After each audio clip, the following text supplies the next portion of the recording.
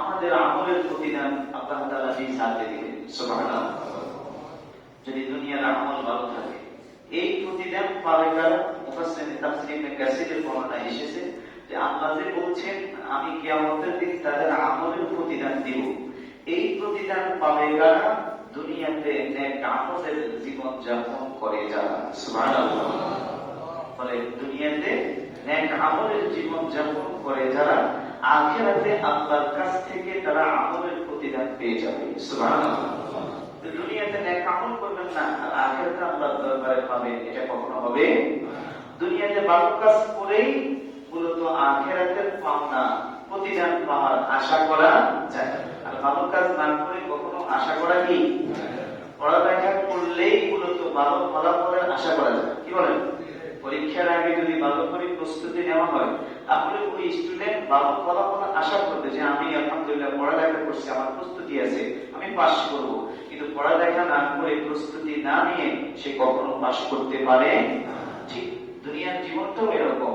আমরা যদি দুনিয়ার জীবনে ভালোভাবে চলতে পারি, আল্লাহর হুকুম মতে, রাসূলের আদর্শ মতে চলতে পারি, তাহলে আমি মন ভরে আশা করতে পারি যে আখিরাতে আমার আল্লাহ আমাকে মাহরুম করবে না, ইনশাআল্লাহ। আপনি নেক আমল করতে থাকেন, ইনশাআল্লাহ আল্লাহ মাহরুম করবে। একটা নেক আমল আল্লাহ কবুল করলেই হয়ে যাবে, ইনশাআল্লাহ। এগুলো একটা। এরপরে আল্লাহ তাআলা বলছেন ওই ফামান যুহজিহা আনিন নারি ওয়া উদখিলাল জান্নাতা ফাকাদ ফাজ।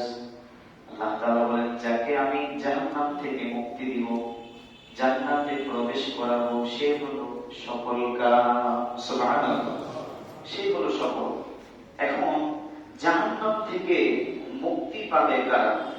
মুহাদ্দিসিন ইকরাম বলেন যারা দুনিয়াতে নেক কাজের মাধ্যমে জীবন যাপন করবে তারাই একমাত্র জাহান্নাম থেকে মুক্তি পাবে। সুবহানাল্লাহ। এক কথা, যারা ঈমান আমলের সাথে চলতে পারবে আল্লাহ তাদেরকে জাহান্নাম থেকে মুক্তি দিয়ে জান্নাতে প্রবেশ করাবে। আর কোন মানুষ জান্নাতে যাওয়ার আগ পর্যন্ত নিজেকে নিজে সফল মানুষ বলে দাবি করার কোন সুযোগ নেই। এই জন্যই তো বলা হয়েছে যে অমুক কাফের, অমুক জাহান্নামী, এই কথা বলার অধিকার আমাদের কি নাই। তবে হ্যাঁ, যারা প্রকাশ্য কুফরি করে এদেরকে চিহ্নিত করার জন্য আমাদের একটু সতর্ক করতে হবে, বলতে হবে। যেমন কাদিয়ানী, কাফের, এ ব্যাপারে কারো সন্দেহ আছে না? এটা আমাদের বলা কর্তব্য, ফরজ। কারণ যারা আমার নবীকে মানে না, আমার নবীকে শেষ নবী বিশ্বাস করে না, তারা কখনো মুসলিম হতে পারে না। এটা আমাদেরকে যেগুলো স্পষ্ট এটা বলতেই হবে। কিন্তু আমার কোন ইমানদার ভাইকে, মুমিন ভাইকে আমি মুনাফিক, ফাসিক, কাফের, গোমরাহ এগুলা বলার সুযোগ ইসলাম আমাকে দেয়। আল্লাহ আমাদেরকে বুঝার তৌফিক দান করুন। আমার অবস্থান কোথায় হবে আমি তো জানি না। কি বলেন? আল্লাহ যদি আমাকে তার দয়া মাফ না করে আমার অবস্থান কোথায় হবে এটাও তো আমার জানা নাই। এজন্য হযরত আবু বকর রাদিয়াল্লাহু তাআলা রাস্তা দিয়ে যখন হাঁটতেন, খড়কুটা, বিভিন্ন রকমের খড়কুটা হাতের মধ্যে নিয়ে বলতেন, হে খড়কুটা, হে জমিনের ঘাস, তোমরা আমার চাইতে অনেক ভালো। যদি আমার আল্লাহ আমাকে ক্ষমা না করে আখিরাতে আমার যদি জান্নাতের চূড়ান্ত ফয়সালা না হয়, তাহলে তুমি ঘাস খড়কুটা আমার চাইতে অনেক ভালো। এভাবে সাহাবায়ে কেরাম নিজেকে নিজে ছোট মনে করতেন, কারণ কারোই জানা ছিল না জান্নাত না জাহান্নাম এটা কার হাতে। এরপর আল্লাহ তাআলা বলেন ওয়ামান হায়াতুদ দুনিয়া ইল্লা মাতাউল গুরুর।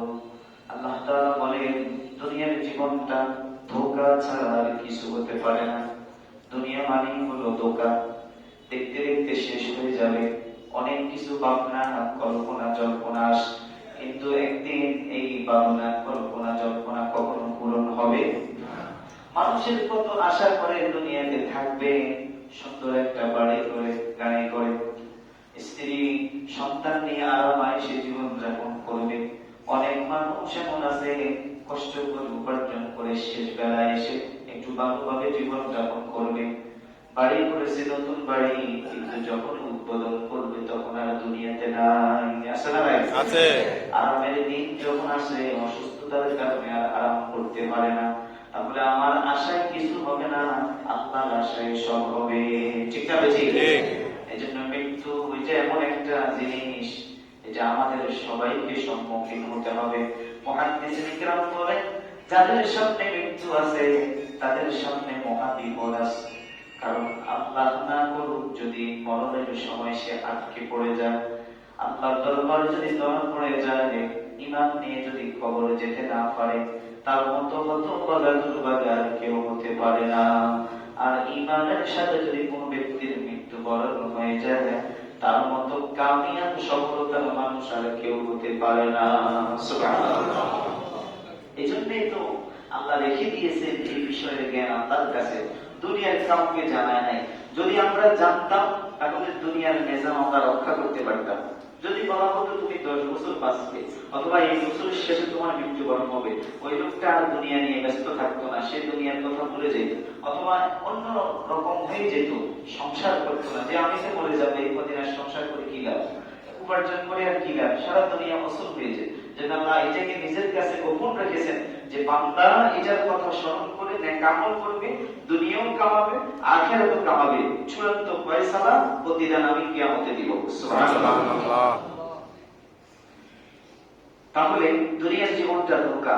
বলেন দুনিয়ার জীবনটা কি ধোঁকা? এই দুনিয়ার মূল্য আল্লাহর কাছে নাই। এটা স্পষ্ট হাদিস, লাউ কানাতিদ দুনিয়া تعدل عند الله جناح بعوضة ما سقى كافر منها شربة ماء। মুসলিম শরীফের হাদিস। রাসূল বলেন, যদি দুনিয়ার মূল্য আল্লাহর কাছে একটা মাছির দানা পরিমাণও থাকতো, কোন কাফির বেঈমানকে এক ঢোক পানি কিনারও সুযোগ আল্লাহ দিত না। সুবহানাল্লাহ। তাহলে দুনিয়ার মূল্য আল্লাহর কাছে নেই। আল্লাহর কাছে মূল্য হলো আখিরাত। বলেন কি? কিন্তু আমরা দুনিয়া বাদ দিয়ে আখিরাত কামাই করার কোনো সুযোগ নেই, এটাও মাথায় রাখতে হবে। এটাও হাদিস, আর দুনিয়া মাযরাআতুল আখিরাহ। দুনিয়াটা হলো আখিরাতের ফসল কামাই করার জায়গা। সুবহানাল্লাহ। বলেন দুনিয়াটা হলো আখিরাতের কি ফসল। এখান থেকে ঈমান আমলের সাথে চলে, নেক আমল করে, নামাজ রোজা হজ যাকাত সত্য পথে চলে, হালাল পথে চলে, আল্লাহর হুকুম মতে রাসূলের আদর্শ মতে চলেই আখিরাতে ভালো থাকা যাবে। এজন্য দুনিয়াও ঠিক রাখতে হবে, আখিরাতও ঠিক রাখতে হবে। তবে দুনিয়া কামাই করতে গিয়ে আখিরাতকে ভুলা যাবে না। বলেন কি বলছি? দুনিয়া কামাই করতে গিয়ে আখিরাতকে ভুলা যাবে না।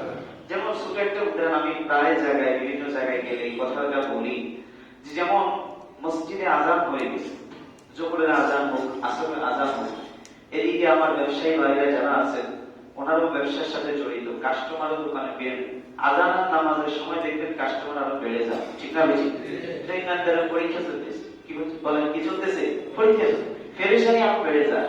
তো কোন ব্যক্তি যদি আযানের সাথে সাথে, যারা ব্যবসা করেন তারা দোকানে থাকে, যারা চাকরি বাকরি করেন তারা অফিস আদালতে থাকে, অথবা যারা দিন মজুর বিভিন্ন কাজে যার যার কাজে ব্যস্ত, এখন আযানের সাথে সাথে যদি আপনি আল্লাহর ডাকে সাড়া দিয়ে তাড়াতাড়ি সব কাজকে কিছু সময়ের জন্য বিরত রেখে আপনি যদি মসজিদে চলে এসে জামাতে হাজির হয়ে যান, বুঝতে হবে আপনি আখিরাতকে প্রাধান্য দিয়েছেন। সুবহানাল্লাহ। আপনার জিন্দেগি আখিরাতমুখী হয়ে গেছে। আর যদি চিন্তা করেন মাত্র আযান হয়েছে, এখন তো অনেক সময় বাকি আছে, জোহরের সময় 3:30 3:15 পর্যন্ত থাকে, পরে পরে দিব, অসুবিধা কি, কাস্টমার আছে এদেরকে বিদায় দিই, আমার হাতের কাজটা সেরে ফেলি, এই সমস্ত অজুহাত বাহানা দিয়ে যদি আপনি নামাজকে ছেড়ে দেন, পরে পরে অথবা বাদ দিয়ে দেন, বুঝতে হবে আপনি দুনিয়াকে প্রাধান্য দিয়েছেন, আখিরাতকে বাদ দিয়ে দিয়েছেন। আর দুনিয়াকে প্রাধান্য দিলে, আখিরাতকে বাদ দিলে আপনার দুনিয়াও শেষ, আখিরাতও শেষ। আর যদি ওই আখিরাতকে প্রাধান্য দিয়ে আল্লাহর ডাকে সাড়া দিয়ে, সব কাজকে ফেলে দিয়ে আল্লাহর ডাকে সাড়া দিয়ে জামাতে হাজির হয়ে যান, আপনি আখিরাতকে সামনে রেখেছেন, এটাই প্রমাণ আল্লাহ আপনাকে দুনিয়াও দিবেন, আখিরাতও দিবেন। সুবহানাল্লাহ। এজন্য আমরা আখিরাতকে সামনে রাখবো ইনশাআল্লাহ। ইনশাআল্লাহ। যে কোনো কাজে আমাদের টার্গেট হবে আখিরাত। বলেন আমাদের উদ্দেশ্য হবে কি? আখিরাত। যে আমি যে কাজটা করতেছি এই কাজে আমার মালিক আমার প্রতি খুশি আছে কিনা, এটা কি আমার রবের সন্তুষ্ট মোতাবেক হচ্ছে কিনা, এটা কি আমার রাসূলের আদর্শ মতো হচ্ছে কিনা, না আমার মন মতো হচ্ছে, দুনিয়া মতো হচ্ছে। না, আমার টার্গেট যদি আখিরাত হয়, দেখবেন আল্লাহ আপনার দুনিয়াও সুন্দর করে দিবেন, আখিরাতও সুন্দর করে দিবেন ইনশাআল্লাহ। আল্লাহ আমাদেরকে আখিরাত মুখী এক জিন্দেগি দান করুন। আমিন। এখানে একটি আয়াত। আরেকটি আয়াত হলো যে মৃত্যু থেকে পালানোর কোনো সুযোগ নেই। সবকিছু থেকে আপনি পালাতে পারেন, টাকার মাধ্যমে হোক, ক্ষমতার মাধ্যমে হোক। একজন দাগি আসামি সেও মানুষকে টাকা দিয়ে হোক বা যে কোনো ভাবে এক জায়গা থেকে আরেক জায়গায় পালানোর সুযোগ কি আছে। কিন্তু আখিরাত থেকে, মৃত্যু থেকে কাউকে টাকা দিয়ে বা কোনো লবিং করে ওই মৃত্যু থেকে পালানোর কোনো সুযোগ আছে? কথা বলেন, আছে? এটা এমন একটা বিষয়। কোরআনে কারিমে সূরাতুল জুমআহ, এই সূরা জুমআহ ৮ নং আয়াত থেকে আল্লাহ তাআলা বলছেন, কুল ইন্নাল মাউতাল্লাযী তাফিরুনা মিনহু ফাইন্নাহু মুলাকীকুম সুম্মা তুরাদ্দুনা ইলা আলিমিল গায়বি ওয়াশ-শাহাদাতি ফায়ুনাব্বিউকুম বিমা কুনতুম তা'মালুন। আল্লাহ তাআলা বলেন, হে নবী, আপনি বলে দিন, ইন্নাল মাউতাল্লাযী তাফিরুনা মিনহু, তোমাদের মধ্য থেকে যারা মৃত্যু থেকে পালাতে চায়, মৃত্যু থেকে পালাতে চায়, ফাইন্নাহু মুলাকীকুম, না না, মৃত্যু থেকে পালানোর কোনো সুযোগ হবে না, অবশ্যই তার সাথে মৃত্যু মোলাকাত করবেই করবে। সুবহানাল্লাহ। শুধু ধরবে না, অবশ্যই। আল্লাহ বলছেন অবশ্যই মৃত্যু তার সাথে সাক্ষাৎ করবে। কোথায় পালাবে? কোরআনে কারিমে সূরা নিসা ৭৮ নং আয়াতে আল্লাহ তাআলা বলছেন, আইনামা তাকুনু ইউদরিকুমুল মাউত ওয়ালাউ কুনতুম ফি বুরুজিন মুশাইয়াদা। আল্লাহ তাআলা বলেন, মৃত্যু থেকে যেখানে পালাও, যেখানে যাও না কেন, সেখানে মৃত্যু তোমাকে ধরবে। যদি তুমি সুদৃঢ় মজবুত দুর্গের ভিতরে আশ্রয় গ্রহণ করো, পাথর কেটে পাথরের ভিতরে লুকিয়ে যাও, পাহাড়ের ভিতরে লুকিয়ে যাও, দুনিয়ার যত গোপন জায়গা আছে সেখানে যদি লুকিয়ে যাও, সেখানে আমার মালাকুল মউত আজরাইল তোমাকে ধরে ফেলবে। সুবহানাল্লাহ। তাহলে মৃত্যু এটা এমন একটা বিষয়, এই বিষয় থেকে পালানোর কোনো সুযোগ নাই। এবার জমিনে হোক আর আসমানে হোক, যেখানেই যাবেন মৃত্যু হবে কিনা? কথা বলেন, হবে কিনা? এ ব্যাপারে একটা বড় লম্বা কাহিনী আছে। এটা কোনো বানানো কিচ্ছার কাহিনী নয়, কোরআনের কাহিনী। হযরত ইদ্রিস আলাইহিস সালাতু ওয়াস সালামের মৃত্যু হয়েছে চতুর্থ আসমানে। সুবহানাল্লাহ। জিবরাইলের সাথে ওনার বন্ধুত্ব ছিল। আমি সার কথাটা একটু বলি, বুঝে নেবেন। জিবরাইলের সাথে ওনার কি ছিল? উনি ছিলেন আল্লাহর পয়গম্বর। তো উনি জিবরাইলকে বলছে যে আমাকে তুমি এমন জায়গায় নিয়ে যাও যেখানে কি আমি তোমার সাথে আসমানে চলে যাব। কোথায় যাব? আসমান। এখন জিবরাইল আলাইহিস সালামের সাথে উনি কথা বলে যে কোনো ভাবে হোক, একটু লম্বা কাহিনী আছে, উনি চলে গেছেন আসমানে। আসমানে যাওয়ার পরে জিবরাইল আলাইহিস সালাম ওনাকে রেখে তার কাছে যখন গেলেন, যে মালাকুল মউতকে জিজ্ঞেস করতে যে ওনার হায়াত আর কতদিন আছে, এই কথা বলতে মালাকুল মউতের সাথে সাক্ষাৎ হয়েছে। বলতেছে আমি আপনার কাছে আসছি। বলে কেন, আপনি কোত্থেকে আসছেন? তো আমি মাত্র আল্লাহর পয়গম্বর ইদ্রিসের জানটা কবজ করার জন্য গেছি। সুবহানাল্লাহ। কোথায় পৌঁছতে আসমানে? কিভাবে বুঝলেন? আমি তো আমার সময় লেখা আছে যে এই সময় এই নবীর মৃত্যু হবে এই জায়গায়, এজন্য আমি আমার নির্দিষ্ট জায়গায় চলে গেছি। কিভাবে আসবে, কিভাবে পৌঁছবে সেটা আমার জানার বিষয় নয়। আমি আমার জায়গায় নির্দিষ্ট সময় পৌঁছে যাব, আমি আমার কাজ করে ফেলে এসেছি, কোনো অসুবিধা হয় না। তাহলে যার মৃত্যু যেখানে হবে, জমিনে হোক আর আসমানে হোক, অথবা উড়োজাহাজের ভিতরে হোক, প্লেনের অবস্থা হোক, মধ্য আকাশে হোক, উড়ন্ত ভাবে হোক, যেভাবে হোক না কেন। আমরা যখন হজের সফরে, না এর আগের যখন আমি উমরাতে গেছিলাম, আমরা ফ্লাইট থেকে নেমেছি, নামার পরে যখন সবাই ইমিগ্রেশন যখন আস্তে আস্তে নামতেছে, পার হইতেছে, তখন খবর পেয়েছি আমাদের সাথে এক সাথী ভাই উড়ন্ত অবস্থা, প্লেন চলা অবস্থা ওইখানে মারা গেছে। তাহলে তার মৃত্যুটা কোথায় ছিল? আকাশে ছিল, যার কারণে তার মৃত্যু কি সেখানে। আরো আশ্চর্যের বিষয়, বাস্তব কথা, নারায়ণগঞ্জ সোনারগাঁ একটা জায়গা আছে, কি বলেন, আছে না? এখানে এক ভদ্রলোক, আমাদের এক আলেমের দিক বলছে, ভদ্রলোক খুবই আল্লাহওয়ালা ছিল, দিনদার ছিল। তো তার মনের বাসনা হলো সে মদিনা শরীফে মৃত্যুবরণ করবে। কারণ হাদিসে আছে, আমি আপনাদেরকে নির্ভরে বলছি, মদিনাতে যার মৃত্যু হবে আল্লাহ রাসূল তার জন্য সুপারিশ করবে। সুবহানাল্লাহ। এজন্য ইমাম মালিক রাহমাতুল্লাহ শেষ বয়সে মক্কায় বাস করতে যাইতেন না, ডরে না জানি মক্কা শরীফ মৃত্যু হয়ে যেতে মদিনায় থাকতেন। সুবহানাল্লাহ।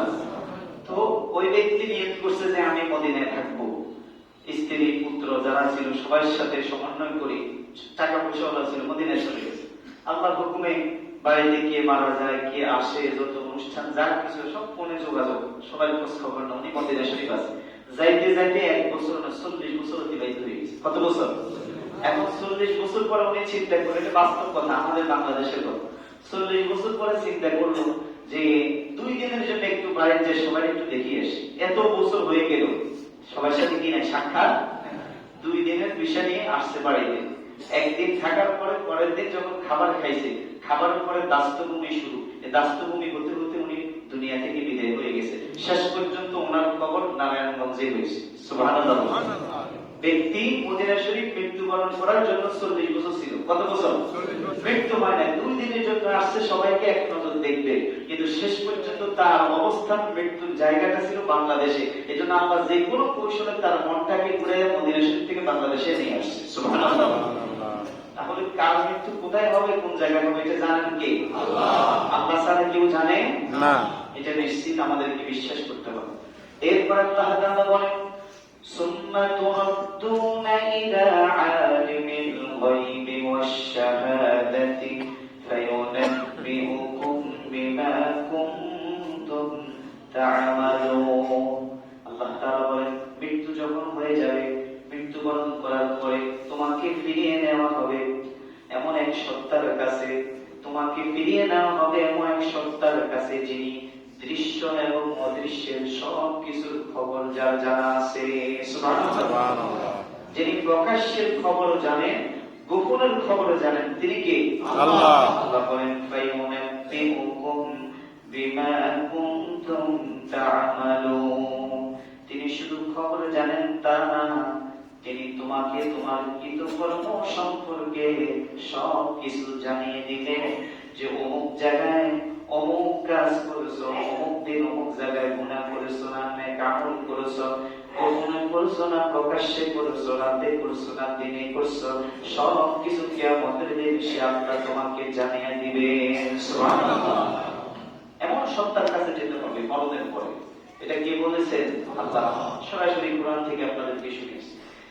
এইভাবে এরপরে আরেকটি আরো গুরুত্বপূর্ণ একটি আয়াত, কখন কোথায় কোন জায়গায় কার মৃত্যু হবে, এই যে একটু আমি বললাম, এটা কারো জানা নাই।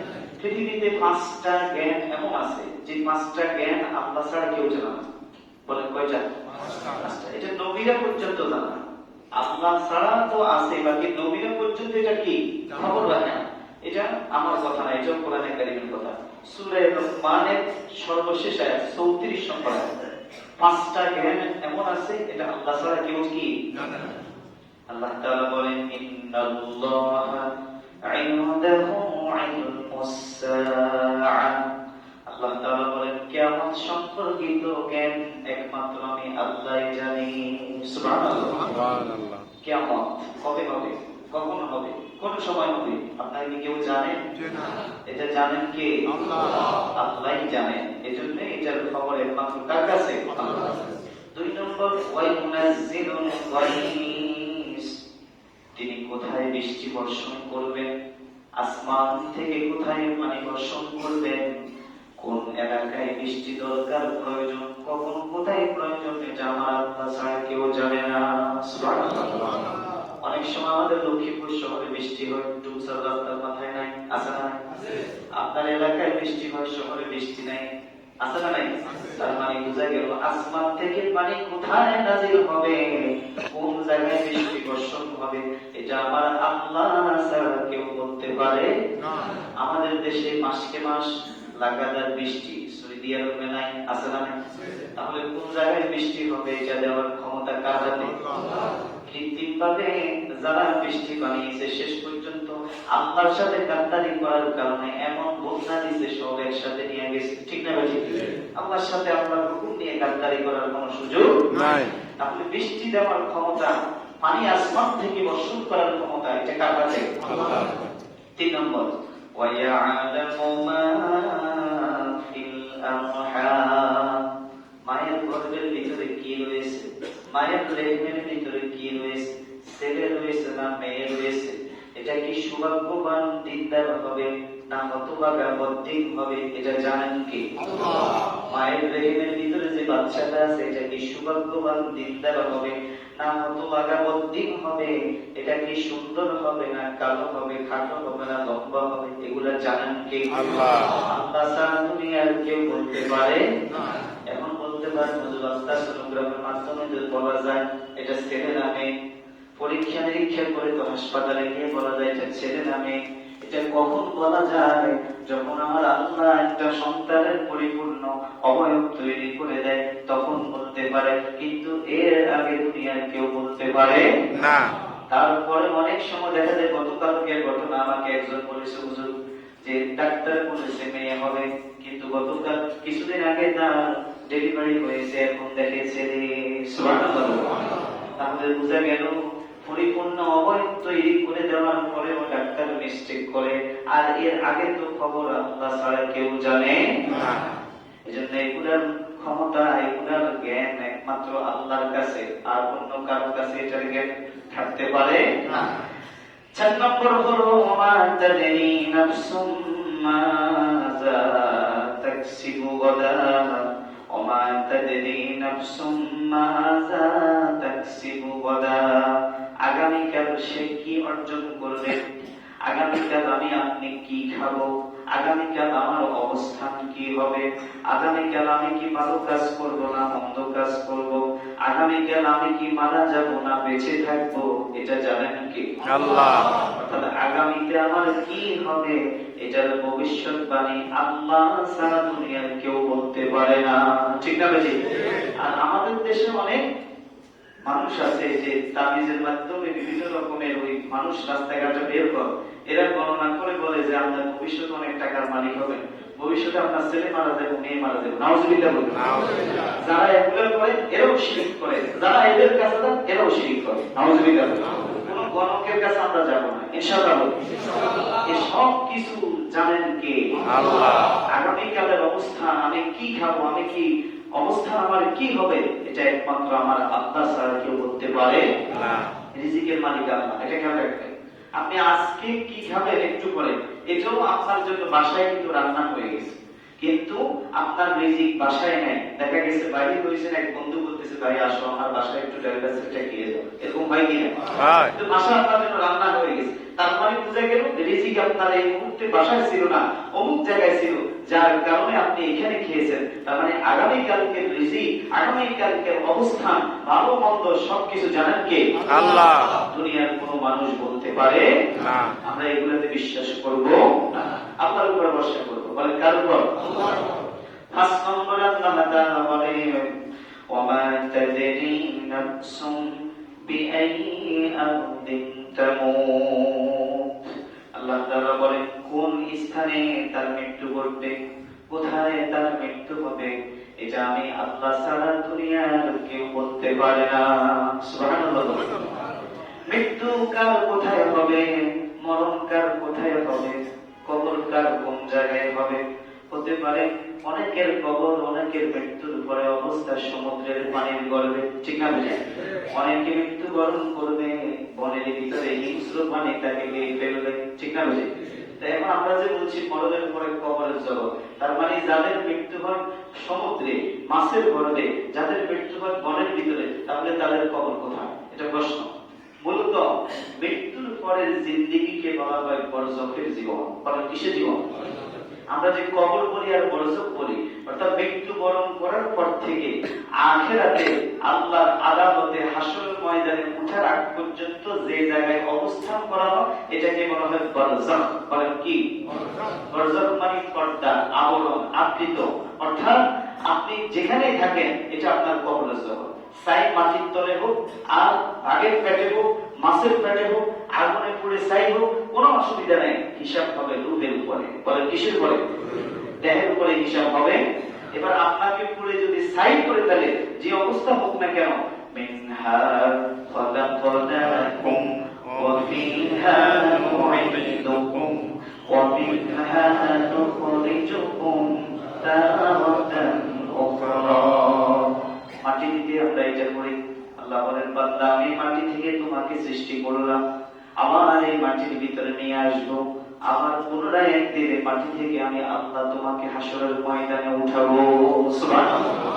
আমরা পানিতে মিশে যায়, লাশ আমার নদীতে ভেসে দেওয়া হোক, যেখানে যাক না কেন পরকালে আল্লাহর আদালতে আল্লাহ আমাকে উঠাতে পারবেন কি পারবে না?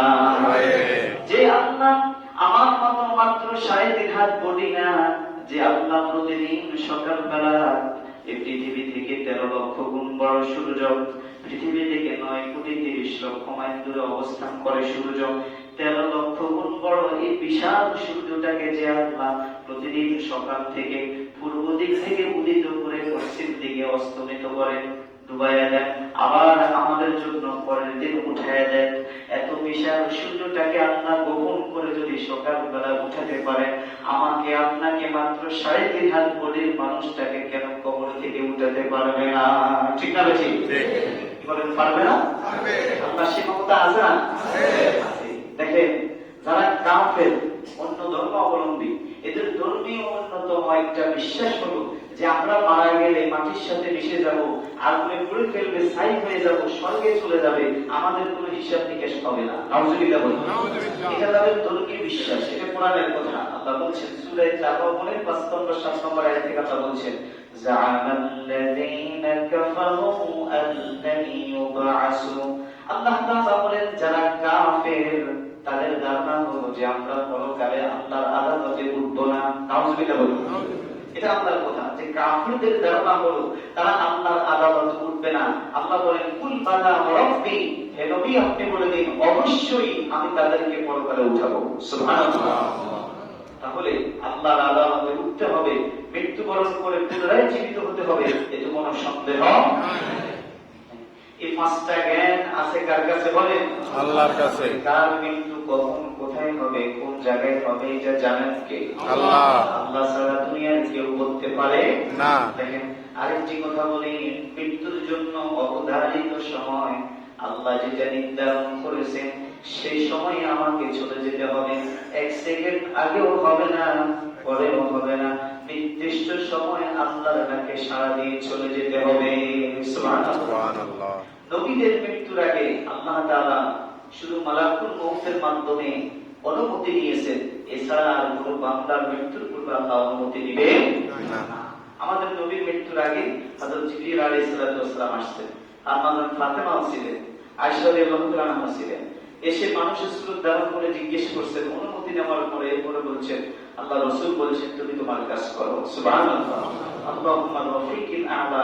কিছুদিন আগে বলছিলাম রাসূল মেসওয়াক করতেছেন আর আল্লাহর কাছে দোয়া করতেছেন যে আমি আমার বন্ধুর সাথে মিলিত হতে চাই। সুবহানাল্লাহ। সর্বোচ্চ বন্ধুর সাথে আমি মিলিত হতে চাই। মালাকুল মউত যাত্রা নিয়ে গেছেন এবং আম্মা জান ফাতেমা রাদিয়াল্লাহু তাআলার কানে কানে মৃত্যুর আগে রাসূল বলেছেন যে মা তুমি চিন্তা করো না, সবার আগে তোমার সাথে আমার সাক্ষাৎ হবে। সুবহানাল্লাহ।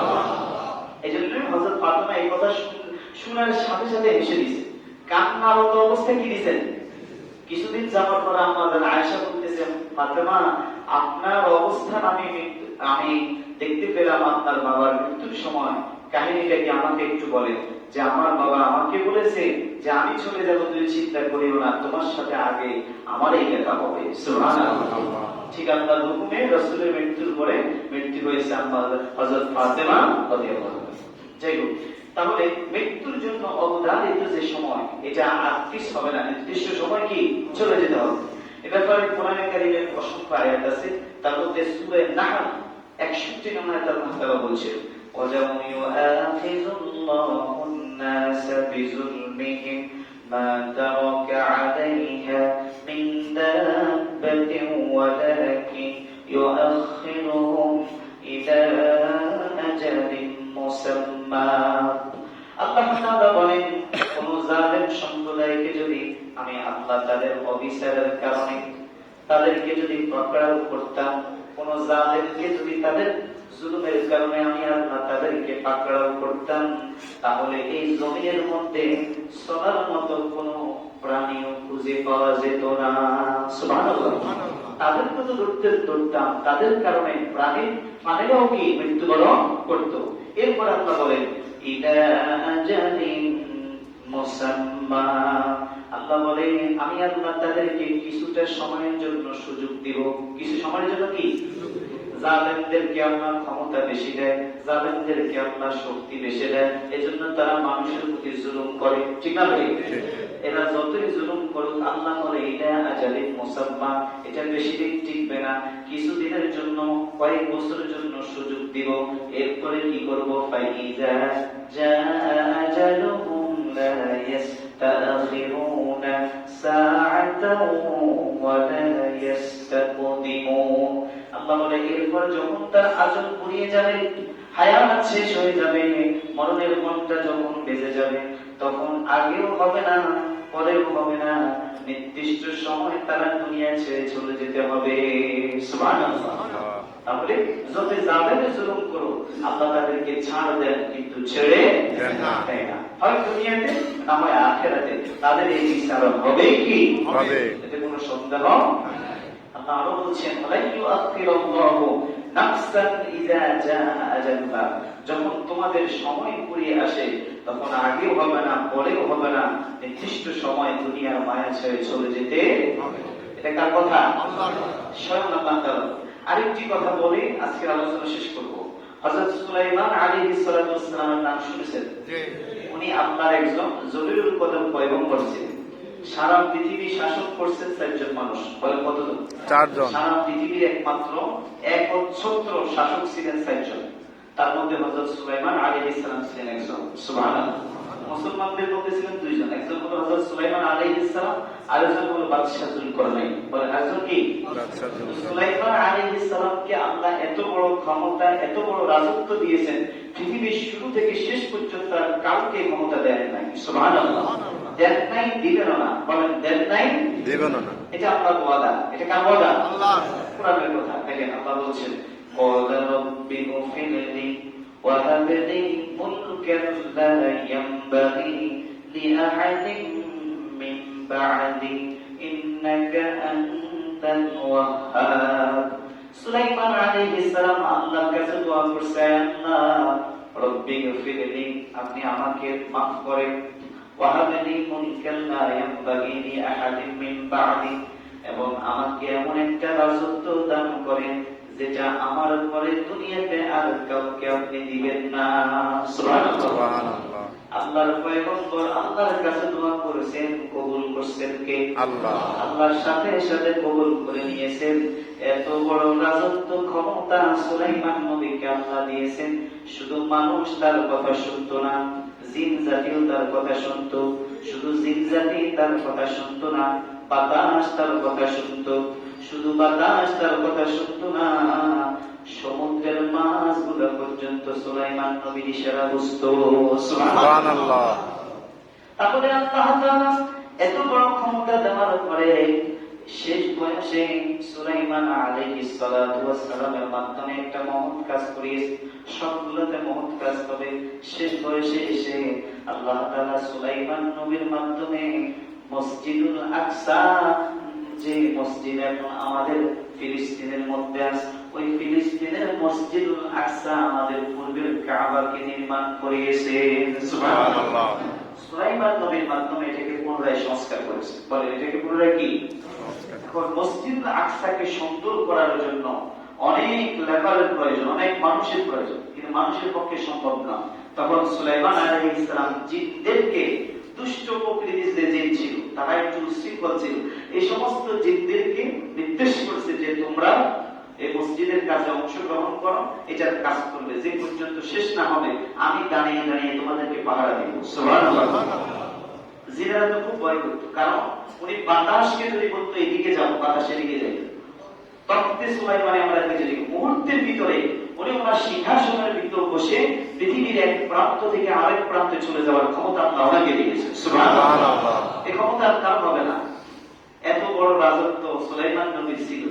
এরপরেও মুহাদ্দিসিন ইকরাম বলছেন, তাফসীর রুহুল মানির ভিতরে আছে যে এত বড় ব্যস্ত মানুষ সারা পৃথিবীর শাসক থাকার পরেও এক মুহূর্তের জন্য সুলাইমান নবী আল্লাহকে ভুলে নাই। সুবহানাল্লাহ। আর আমরা কত ক্ষমতার মালিক হইছি, সামান্য একটু ক্ষমতা পেলে আমাদের এত ব্যস্ততা, নামাজ পড়ার টাইম নেই, ঠিক না?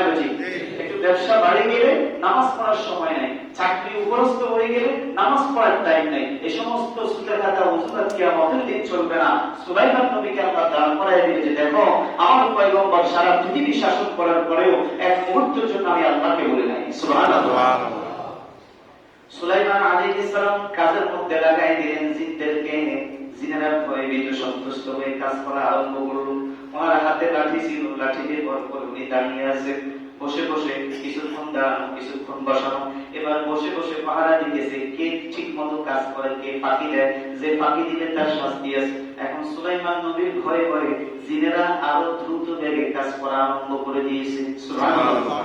এটা কোন কিচ্ছে কাহিনী, কোরআন শরীফের কথা। দেখেন এরপর আল্লাহ তাআলা বলেছেন ফালাম্মা কদাই সূরা সাবা, সূরা সাবা 14 নম্বর আয়াতে আল্লাহ বলেন ফালাম্মা কদাইনা আলাইহিল মাউত মা দাল্লাহু আলা মাউতিহি ইল্লা দাব্বাতুল আরদি তাকুলু মিন সাআতা ফালাম্মা খারা তাবাyyanatil জিন্নু আল্লাহু কানু ইয়ালামুনাল গায়বা মা লাবিথু ফিল আযাবিল মুহিন। জোরে বলুন আল্লাহু আকবার। আল্লাহু আকবার।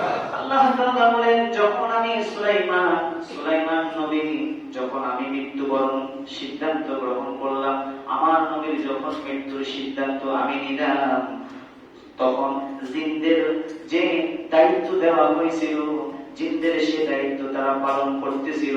তখন জিনদেরকে মৃত্যুর বিষয়ে জানানোর জন্য আমি আল্লাহ কেবল মাটির মধ্যে যে পোকা থাকে, পোকার মাধ্যমে সুলাইমান নবীর মৃত্যুর কথা জানিয়ে দিয়েছি। সুবহানাল্লাহ। কিভাবে? পোকা যখন সুলাইমান আলাইহিস সালাতু ওয়াস সালামের লাঠি খাওয়া আরম্ভ করে দিল, পোকা যখন লাঠি খাইতে খাইতে এক পর্যায়ে এমন হলো লাঠিটা আস্তে করে যখন পড়ে গেল, তখন জিনেরা বুঝতে পারলো আল্লাহর নবী তো কত আগে দুনিয়া থেকে বিদায় হয়ে গেছে, শুধু শুধু আমরা ভয় করে এতদিন কষ্ট করে কাজ করেছি। সুবহানাল্লাহ। এটা আল্লাহর কথা যে সুলাইমান আলাইহিস সালাম তো লাঠিতে ভয় করে বসে, কিন্তু আল্লাহ বলছে আমি সিদ্ধান্ত গ্রহণ করলাম এই অবস্থায় আমার নবী মৃত্যু হবে। সুবহানাল্লাহ।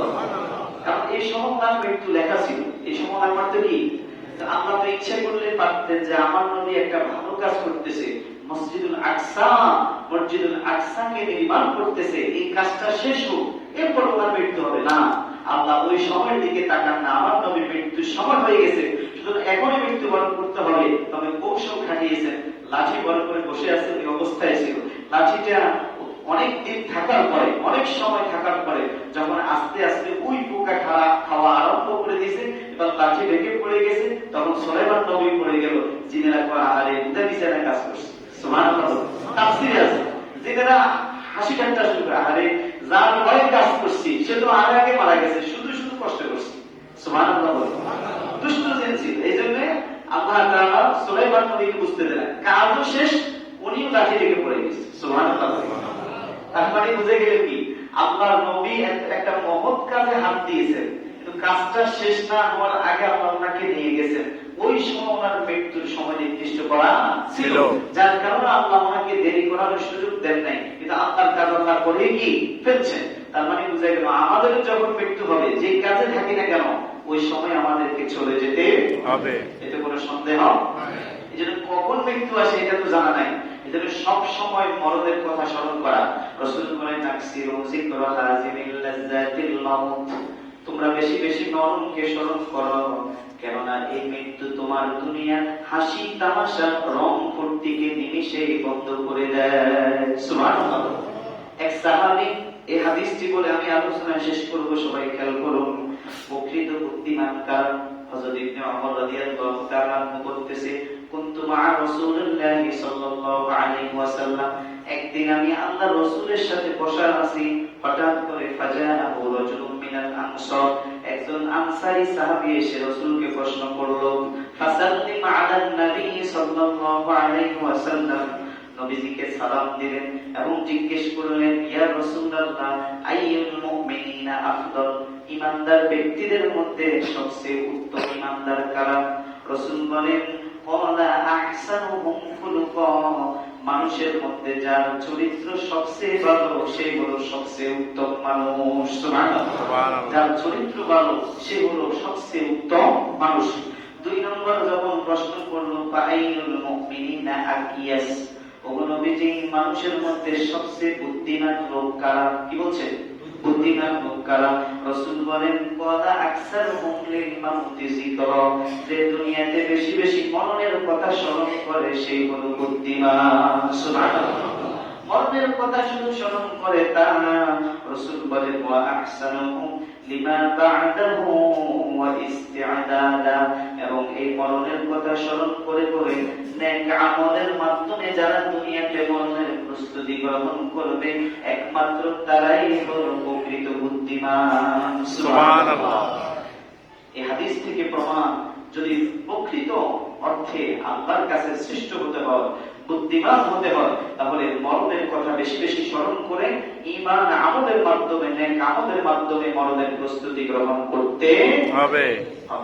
সোজা কথা। তাহলে আমরা আজকে আলোচনার দ্বারা একটা উদ্দেশ্য বুঝলাম যে আমাদেরকে মরতে হবে, মৃত্যু আমাদের সামনে অপেক্ষমান, অবশ্যই আমাদেরকে মৃত্যুবরণ করতেই হবে, এতে কোনো সন্দেহ নাই। কিন্তু মূল কথা হলো কার কখন মৃত্যু হবে এটা তো জানা নাই।